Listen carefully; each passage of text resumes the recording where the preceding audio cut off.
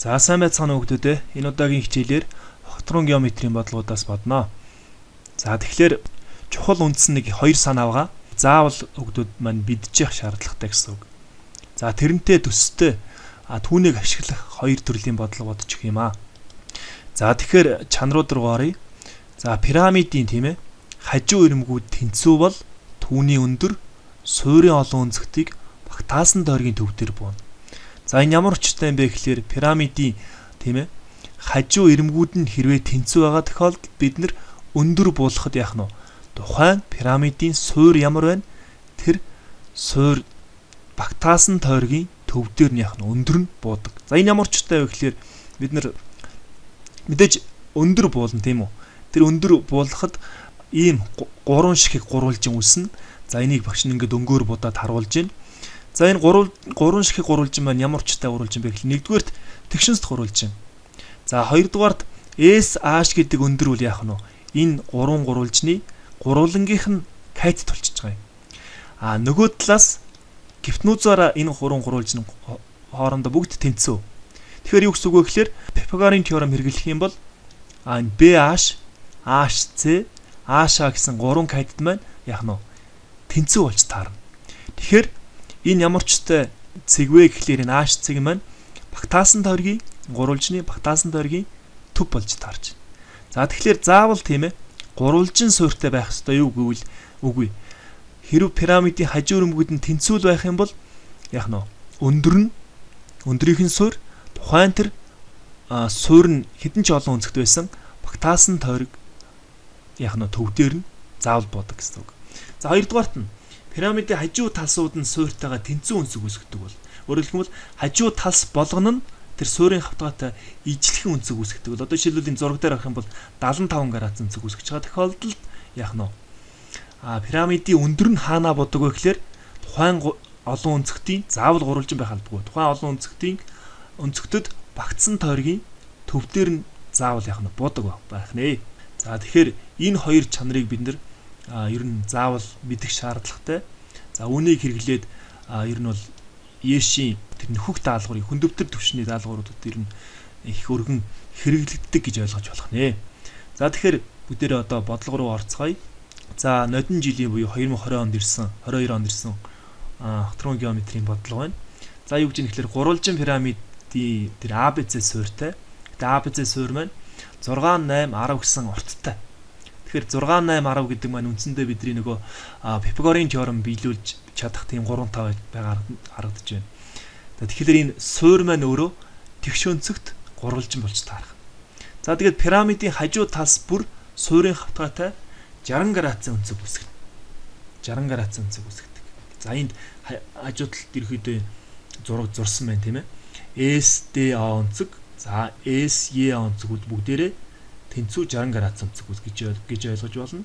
За мөн ABC гурвалжин маань 6 8 10 талтай учраас энэ бол тэгш өнцөгт гурвалжин болж таарах байна. Тэгвэл гурвалжныхаа тийм ээ суурийн гурвалжны талбайг олоорой гэсэн юм байна. Суурийн гурвалжны талбайг олоорой. За тэгвэл бид нэр суурь нь өөрөө ямар гурвалжин бэ гэдгийг ихэд ойлгоцсон тэгшинст гурвалжин байна. За тэгэхээр тэгшинст гурвалжин учраас яг багш энэ дээр зурган дээр харуулъя. Суурь нь ийм тэгшинст гурвалжин байгаа учраас бид нэр тэгшинст гурвалжны талбайг олох бодлого руу шилжиж байгаа гэсэн үг. За тэгвэл тэгшинст гурвалжин дээр кайтдуудынх нь үржүүр яах нь хагас нь талбай гарч ирдэг. Тэр 6-г 8-аар үржүүлээд 2 доочих юм бол бидний юу гарч ирнэ гэсэн үг. Суурийн гурвалжны талбай гараад ирлээ гэсэн үг. За тэгэхээр энэ хамгийн чухал анхаарах ёстой юм юу гэхээр энэ огтрон геометрийн бодлого ерөөсөө л тэр чигээрээ хавтгайн геометрийн бодлого руу шилжиж бодогдож байгаа гэдгийг сайн анхаараарай. За дараа нь ABC гурвалжинд багтсан тойргийн радиусыг олоорой. За мөн л адил яах вэ? Энэ гурвалжинд багтсан тойрог гэдэг маань яг түрүүний багшийн хэлдэг 2 дугаар чанар дээр үндэслэж байна. Тэгэхээр нөгөө суурийн хавтгаатай хажуу талсууд маань ижил өнцөг үүсгэсэн учраас тэр өндөр нь хаанаа бууж ийн гэхээр энэ суурьт багтсан тойргийн төв дээр бууж байгаа. За тэгвэл тэгшинст гурвалжин дотор багтсан тойргийн төв радиусыг олчиход болох нь шүү дээ. За тэгвэл ийм амархан томьёо байдаг. Юу гэдэг вэ? Тэгшинст гурвалжинд байгаа тохиолдолд тэдгээрийн кайтдуудын нийлбэрээс гипнозыг хасаад хоёрт баачих юм бол тэгшинст гурвалжинд багтсан тойргийн радиус гарч ирдэг. За тэгээ энэ дээр орлуулад бичих юм бол радиус нь 2 гээд гараад ирлээ. За бид нэр багцсан тойргийн суурийн тийм ээ гурвалжин дотор багцсан тойргийн радиусыг олчлоо. Одоо пирамидын бүтэн гадрууны талбайг олъё. За бүтэн гадруу гэдэг маань суурийн талсын талбай дээр хажуу гадрууны талбайг нэмсэн нийлбэр тийм ээ. За тэгэхээр бид нэр ерөөхдөө яг энэ ODS гурвалжнаа ашиглаад тийм ээ SD талын уртыг олоод за SD тал маань өөрөө BC талын тал татсан өндөр болдог учраас яг энийг нөгөө перпендикуларын теорем гэдэг энэ теоремоор бол ерөөхдөө тэгж хэлдэг байгаа. Гэтэ яг бид нэр энэ удаад арай илүү хялбарчлах үүднээс арай хялбар томьёогоор бодъё. Өөрөөр хэлэх юм бол хажуу гадруу буюу хажуу талсуудын тэр суурийн хавтгай дээрх проекц маань өөрөө ABC гурвалжин болж ирж байгаа. Талс болгоныг нь яг суурийн хавтгай руугаа проекцлчих юм бол ABC гурвалжин үүснэ гэсэн. За тэгвэл энэ яадаг вэ гэхээр хажуу гадрууны талбайг хажуу талс суурьтай 60 градусын зүг үүсгэж байгаа учраас тэр өнцгийн косинусаар үржүүлчихэд одоо суурийн талбай маань гараад ирдэг гэсэн. За тэгэхээр эндээс бид нар косинус 60 градус гэдэг бол 2-1 гэдгээ санах юм бол мэдээ суурийн талбайг бид нар түрүү 2 дугаар хэсэг дээр олцсон учраас шууд орлуулад бичих боломжтой. Эндээс бид нар хажуу гадрууг олчлоо гэсэн. Хажуу гадрууг бол 48 юм байна. Одоо тэгвэл бүтэн гадрууг олохын тулд хажуу гадрууны талбай дээр суурийн талбайг нэмэх шаардлагатай.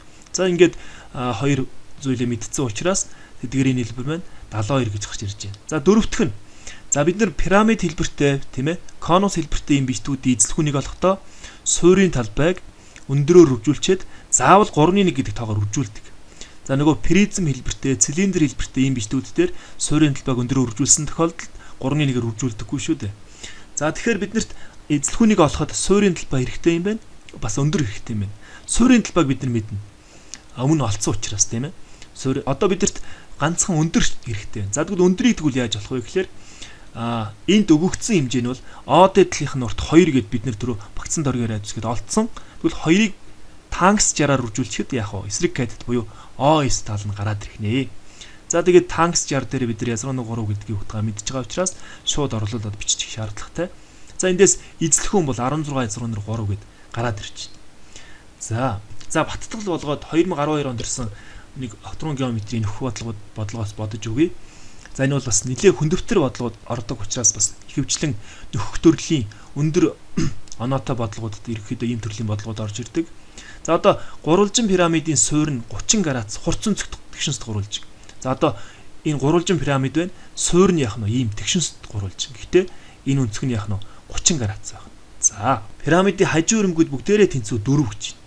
За SA, SB, SC бүгдээрээ тэнцүү 4. Суурийн хавтгайтай 60 градус өнцөг үүсгэнэ. Юу үүсгэж ийм гэхээр эдгээр бүх энэ 3 хэрэмг байна. Гуруулаа яах нь суурийн хавтгайтай 60 градус өнцөг үүсгэх юм байна. Одоо тэгвэл бидний үг чинь гэхээр эхлээд пирамидын өндрийг олоорой гэсэн байна. За тэгэхээр пирамидын өндрийг олохын тулд бидэрт юу шаардлагатай вэ гэхээр нөгөө өндөр буулгасан те бүгдээрээ хажуу өрөмгүүд нь тэнцүү учраас багтаасан тойргийн төв дээр бууж таарна. Тэгвэл тэгшинст гурвалжны багтаасан тойргийн төв гэхээр юу байдаг вэ гэхээр нөгөө яг гипнозын дундаж маань яг багтаасан тойргийн төв нь болж ирдэг. Тийм учраас яг нь SAC энэ талс дээр яг нь гурвалжин пирамидын маань өндөр нь орших нь байна. За одоо бид нар тэгвэл энэ пирамидын өндрийг олно гэдэг чинь яг үндсэндээ бол энэ гурвалжны өндрийг олсонтой адилхан болчихж байгаа гэсэн. За энэ гурвалжны өндрийг бүгдээрээ олцгоё. За тэгвэл энэ гурвалжны бүгдээрээ шинж чанарыг ажиглая. Энд 60 градус байна тийм ээ. Нэг өнцөг нь 60 градус, нөгөө өнцөг нь бас 60 градус байна. Тэгвэл нөгөө 3 дахь өнцөг нь заавал 60 болно. Яагаад гэвэл гурвалжны 3 өнцгийн нийлбэр 180 градус байдаг учраас. За тэгвэл бид нар энэ өндрийг олохын тулд яах ёстой вэ гэхээр энэ гурвалжны хэлбэр нь өөрөө юу болчих вэ? Зөв гурвалж болчихлоо. 3 өнцөг нь гуруулаад 60 учраас.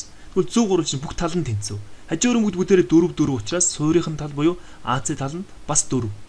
Тэгвэл эндээс бид нар яг шууд юуг нь олчиж болох нь пирамидын өндрийг олчиж болно. Өндөр гэдэг бол хажууд энэ гипнозыг тийм ээ энэ 60 градусын өнцгийн синусаар үржүүлэхэд яг хурц өнцгийн тригонометри харьцаа хэрэглээд олчиж байгаа гэсэн. Яг та бүхэн өөрсдөө өнцөг хөөгөөд нөгөө 30 градус эсрэг орших гэдэгтэй гипнозын яах хэвээр тэнцүү гэдгээ бас ашиглаад олох боломжтой шүү. За ингээд одоо тэгвэл суурийн гурвалжны талбайг олцгоё. За суурь маань өөрөө ямар дүрс вэ гэхээр тэгшинст гурвалж. Тэгвэл тэгшинст гурвалжны талбайг олохын тулд бид нэр сая дөнгөж саяхан АЗ талын уртыг 4 гэдгийг мэдсэн тийм ээ. Зөв урвалжийн талууд тэнцүү учраас. Тэгвэл энэ 4 юм чи яг 30 градус байгаа. За тэгвэл тэгшин сул урвалжны гифтнүүзэн 4 нэг хурц өнцг нь 30 градус байгаа тохиолдолд яг нөгөө эртлийнх нь уртыг амархаа олчиж болно. Жишээлбэл 30 градус эсрэг хойш гифтсэн хавцтай тэнцүү гэдгээс яг нь АБ талынх нь уртыг олчиж болж байна. За дамжаад БЦ талынх нь уртыг Пифагорын теорем хэрэглээд олчиж болно. За тэгээ эндээс юу үүсэх вэ? Хоёр катет нь мэдэгдэж байгаа тохиолдолд хоёр катетуудын үр журийг хоёр туваалаа урвалжны талбайгаараа тавилаа гэсэн. За одоо 3 дугаарх нь пирамидын тийм ээ бид нар эзлэхүүнийг олох хэрэгтэй. За пирамидын эзлэх нь болсон түрүүний ярьцсан учраас шууд орлуулъя. Суурийн талбайг бид нар түрүү олцсон 2-1-3. Одоо бид тэрт өндөр хэрэгтэй байна. Өндрийг түрүү олцсон учраас шууд орлуулад биччих юм бол хэд гарч ирж байна? 4. За энэ бол пирамидын маань эзлэхүүн гарч ирнэ. За өнөөдрийн олж авсан мэдлэгээ баттгаад та бүхэн за энэ өөрийгөө сориороо гэд те энэ бодлогыг та бүхэнд бодож бас өөрийнхөө өнөөдөр олж авсан мэдлэгийг баттгаарай гэж хүсье. За анхаарал хандуулсанд баярлалаа.